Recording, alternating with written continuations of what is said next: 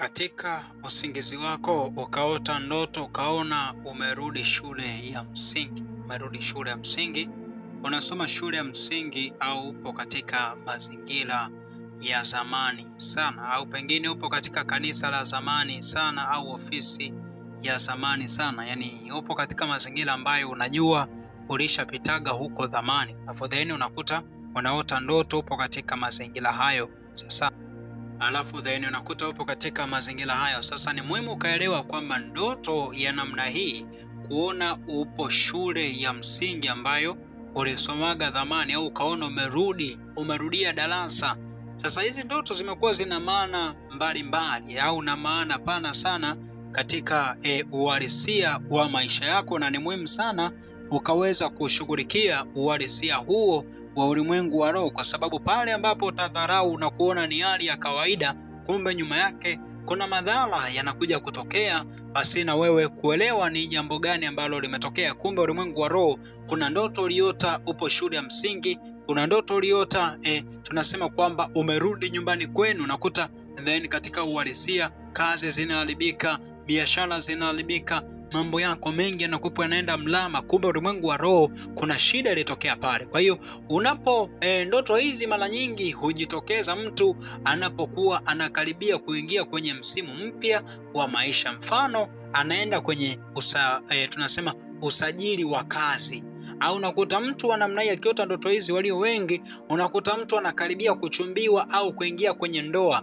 anakuta ndoto za namna hii zinakuja alafu mambo yake yanaharibika. Lakini jambo kama hili, ndoto hizi walio wengi unakuta mtu anaota ambaye anakaribia kupandishwa cheo, alafu zinakuja kuibuka ndoto za namna hii. Maana ulimwengu wa roho kunakuwa kuna vikwazo ambavyo vinaandaliwa vya kukukwamisha au kukuchelewesha kwenda kwenye hatima yako, kwenda kwenye mafanikio yako, kwenda kwenye baraka zako na utukufu wa Mungu ambao ulikuwa umekusudiwa katika maisha yako. Lakini jambo lingine ambalo tukulielewe, tunasema kwamba jambo lingine pale ambapo unakuta una mpango wa kuanza huduma mpya. Wewe ni mchungaji, unataka kuanza wito wa Mungu, alafu then ukakuta unaota ndoto unarudi shule, ukakuta unaota ndoto upo darasa la kwanza au upo kijijini kwenu. Elewa kabisa kuna kizuizi katika msimu mpya ambao unauendea, uliobeba baraka na mafanikio katika maisha yako. Sasa ndoto za namna hizi zinakuwa zinaashiria nini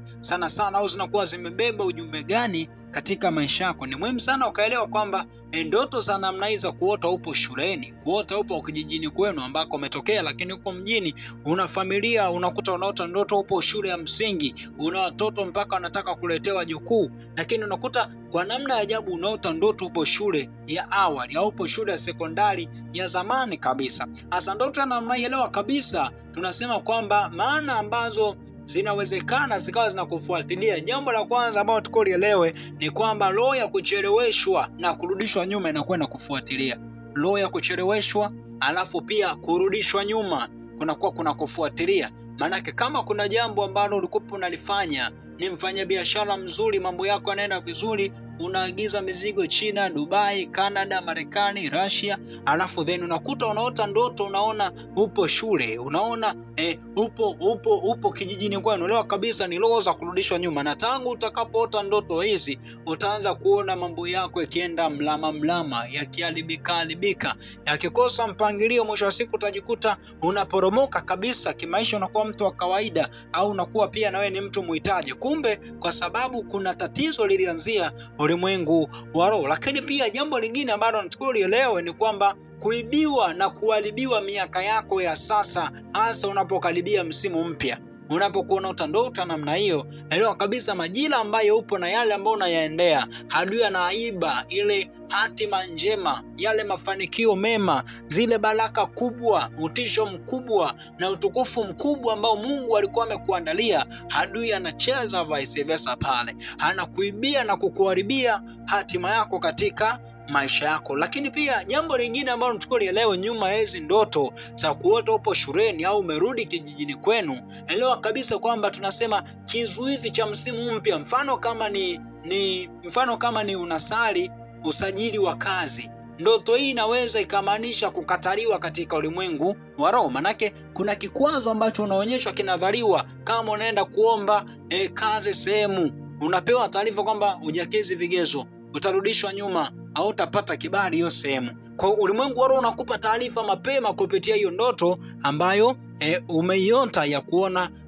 umeona umerudi kijijini, kuona umerudi kule ambako umezaliwa, ambako umekulia, kuona kule ambako umesomea, au kuona upo kwenye shule za msingi unacheza na watoto. Elewa kabisa ndoto ya namna hiyo inaweza ikawa inaashiria kwamba kizuizi katika nafasi yako ya kazi ambayo unaenda kuiomba. Lakini jambo lingine ambalo unatakiwa ulielewe, tunasema kwamba nafsi yako inakuwepo imekamatwa kwenye maeneo ya zamani, mfano nyumbani au shuleni au ofisi zilizowahi kuzindikwa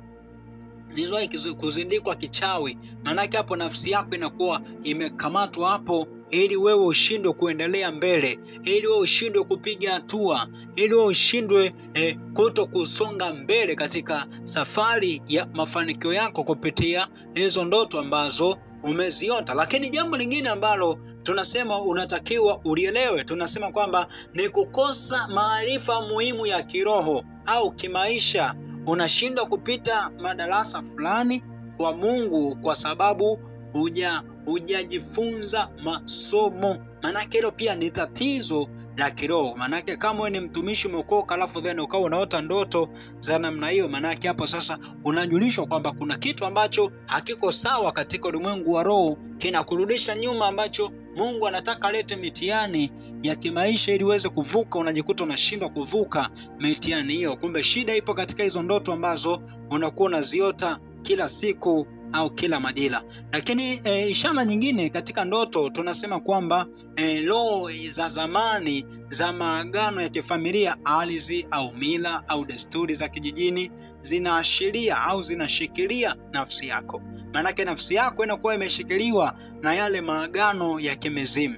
Nafsi yako inakuwa imeshikiliwa na zile falme za giza, zile falme za mababu, za matambiko, matambiko ya kifamilia, matambiko ya mji, ya jiji, la ukoo, ya kabila. Manake pale unaonyeshwa kwamba kifungo chako kimewekwa pale au kimeshikiliwa pale. Kwa hiyo ni muhimu sana ukaelewa ishara za namna hii katika ndoto zako pale ambapo unakuwa unaziona. Ni nini ambacho sasa kinafuata au ni madhara gani ambayo utayaona katika ulimwengu wa roho kupitia hizo ndoto ambazo nimezitamka au hizo ishara ambazo nimezinena? Jambo la kwanza ambalo unatakiwa uelewe, kuna madhara ambayo yatakuja kurudi nyuma kimaendeleo. Hilo ni jambo ambalo litakuwa ni la kwanza kabisa utakapokuwa umeota ndoto za namna hii. Jambo la kwanza, utarudishwa nyuma kimaendeleo. Lakini jambo la pili, kuzuia fursa mpya katika maisha yako. Fursa mpya zitaharibika. Jambo la tatu, mzunguko. Tunasema kwamba mizunguko ya kurudia makosa itaambatana pamoja na wewe. Lakini jambo la nne ni kukamatwa na maagano ya kale. Lazima hizo roho zitakuwepo ni zinakufuatilia katika maisha yako. Lakini jinsi gani uweze kutoka katika hivyo vifungo ili Mungu aweze kukusaidia? Jambo ambalo nataka uelewe ni kwamba toba na rehema kwa ajili ya maeneo ya mahusiano ya zamani. Kutubu, kuomba toba katika vile vifungo vya asili ambako unaotezo ndoto. Peleka damu ya Yesu kule. Futa mashtaka yote ambayo yapo kule. Futa maagano yote ulioambatanishwa nayo kwa jina, kwa ardhi, kutembea kupitia nyayo zako, kutembea kuishi kule. Kuna vitu ambavyo vilikuwa vimeambatana pale. Lakini pia ni muhimu sana katika maombi yako kakataa roho za kurudi nyuma na kucheleweshwa. Kataa kabisa. Tumia jina la Yesu, tumia damu ya Yesu. Kataa roho za kucheleweshwa, kataa roho za kurudishwa nyuma, kataa roho za kucheleweshwa ili Mungu alete neema na mafanikio katika maisha yako. Lakini jambo lingine ambalo unatakiwa uelewe ni kwamba tafakari maisha yako, tambua makosa yanayojirudia na yanayokuzuia au yanayokuletea vikwazo katika maisha yako. Lakini jambo lingine, achilia watu au vitu vilivyokufungia milango yako. Kuna mtu ana udhaifu fulani, akikwazana na mtu anaga roho ya msamaha, anaga roho ya kuachilia, anaga roho ya kusamehe. Anaweza mtu akaenda kama amemkosea, yule mkosaji akaenda kumwomba msamaha, akamwambia mimi nimekusamehe ila sitakuja kusahau ulichonifanyia. Manake bado moyo wako unakuja funguka katika kutangaza msamaha. Kwa hiyo ni muhimu sana ukaishi katika mfumo huo wa kuachilia na kuachilia yale mambo ya kale au zile roho za kale ambazo zilikuwa zimekukwaza, au watu wa zamani ambao walishawahi kukukwaza kwa namna moja ama nyingine, ili uweze kunasuka katika mfumo wa hayo maagano, ili Mungu aweze kukusaidia. Ndio maana maandiko yananena wazi kwamba katika kitabu cha Naumu pale, mnawaza nini juu ya Bwana? Yeye atakomesha kabisa mateso, haya atainuka tena mara ya pili. Maana kile kitabu cha Yoeli pale 2 mstari wa 25 maandiko yanasema, nami nitarudishieni hiyo miaka iliyoliwa na nzige na tunutu. Kwa hiyo ni muhimu sana katika maisha yako au maombi yako ukadiri na mfumo huo, kusimamia toba, ukadiri na mfumo huo kukataa roho za kale, ukadiri na mfumo huo tunasema kwamba wakusamehe na kuachilia vitu au watu waliokukwaza au kukukosea katika uhalisia wa maisha yako. Hapo ndipo Mungu atakapofungua mlango na ukurasa mpya wa maisha yako. Mungu akubariki, Mungu akutunze. Niliyekuwa ninaongea nawe ni Kuhani Samuel Yosia. Nasema asante sana kwa kunisikiliza na kutakia wakati mwema, lakini ukihitaji msaada wa kiroho, namba zetu za WhatsApp ziko hapo, na kutakia wakati mwema. Shalom shalom, Maranatha. Asante sana.